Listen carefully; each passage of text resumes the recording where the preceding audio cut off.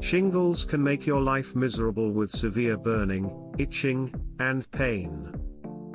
But you can find relief fast using these 5 natural home remedies. They're easy to do and use ingredients you may already have at home. If you've ever had chickenpox, the virus stays dormant in your body and can reactivate years later, causing shingles. It starts with tingling and burning sensations under the skin, followed by a blistering rash, usually on one side of the body. Cold compresses. Applying something cold helps reduce shingles inflammation and pain. Wrap an ice pack or frozen veggie bag in a towel and place on the rash for 10 to 15 minutes several times a day. Or soak a washcloth in ice water, wring it out and apply to the affected area. The cooling effect can be very soothing.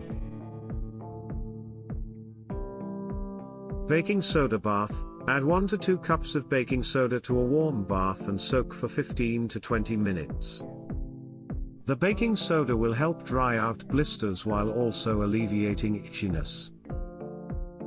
For extra relief, you can also create a paste with baking soda and water and apply it directly to the rash. Oatmeal bath. Colloidal oatmeal contains compounds that coat, moisturize, and protect the skin. Pour 2 to 4 cups under bath water and soak for at least 15 minutes.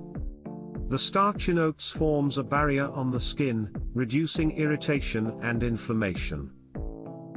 Apple cider vinegar. Dilute apple cider vinegar with equal parts water and use a cotton ball to apply it to the shingles rash.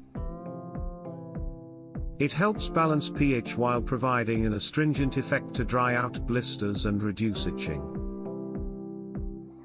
Wet tea bags. Both black and green tea contain tannic acid, which helps relieve itching and pain.